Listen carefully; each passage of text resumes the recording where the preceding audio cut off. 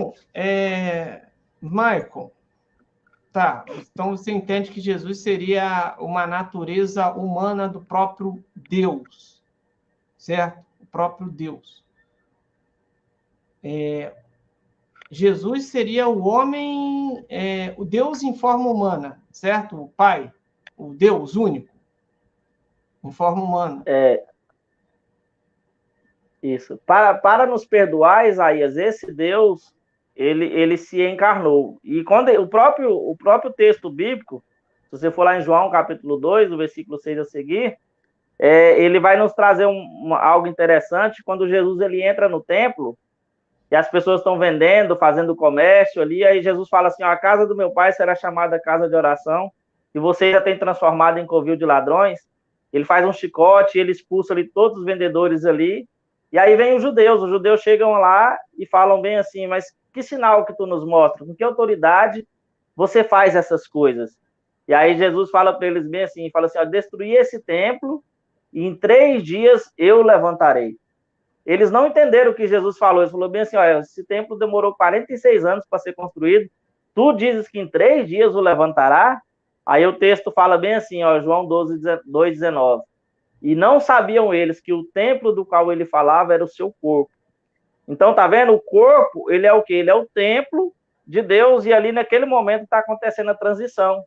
Porque nós sabemos, às vezes você tem esse conhecimento, Isaías, sobre tipologia, aquele templo de Salomão, que demorou 46 anos, ele era uma sombra do verdadeiro templo, aonde o nome de Deus estaria eternamente, porque Deus ele prometeu, lá em 2 Crônicas 6:20, está escrito lá bem assim, que os teus olhos estejam de dia e de noite aberta a oração que se faz neste lugar, porque o qual tu disses que ali poria o teu nome.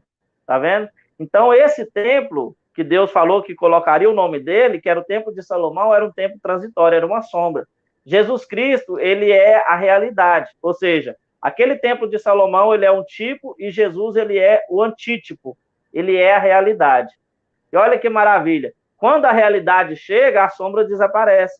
Então, quando Jesus fala assim, destruir esse templo em 3 dias eu levantarei, o templo de Deus agora não é mais o templo de Salomão. O templo agora é o templo de Jesus Cristo, ou seja, acontece a realidade ali, ou seja, o tipo desaparece e o antítipo chega.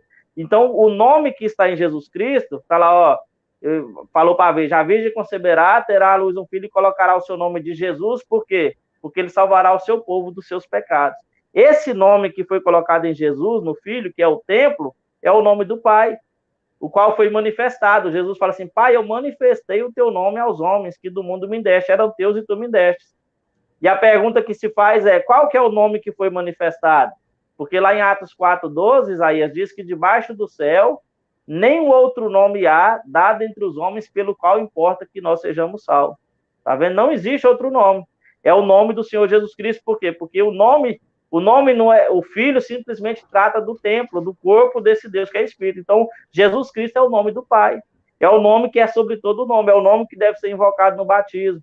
É o que Paulo escreveu em Colossenses 3:17. Tudo que fizeres por palavra ou por obras, fazei em o nome do Senhor Jesus Cristo. Que o nome significa Jeová é salvação. Aí eu cito aquele texto de Isaías 45:21, que lá diz bem assim, anunciai, chegai-vos e tomai conselho todos juntos. Quem fez ouvir isso desde a antiguidade? Quem desde o então o anunciou? Porventura não sou eu, Senhor? Pois não há outro Deus senão eu. Deus justo e salvador não há além de mim. Tá vendo? Então, quem que é o Deus salvador? É aquele que se encarnou para nos salvar.